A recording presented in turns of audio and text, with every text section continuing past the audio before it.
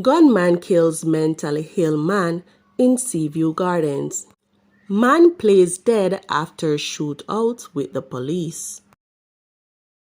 Please remember to subscribe, like, share, comment, and don't forget to hit that notification bell so you can always be updated with the latest news. Now for the news in details. The police have launched a manhunt for a lone gunman who shot and killed a man said to be of unsound mind in a section of Seaview Gardens, St. Andrew on Thursday. The deceased is 26-year-old Gregory Smith, alias Greg, of Yellow Sea Drive in Seaview's Gardens.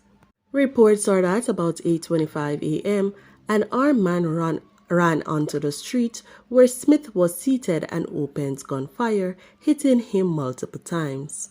Residents alerted the police, and Smith's lifeless and bullet-riddled body was seen lying on the roadway. The body was subsequently taken to the morgue for a post-mortem examination to be conducted at a later date. Some residents of the community have theorized that the killing may have been as a result of an ongoing feud between opposing factions in the area.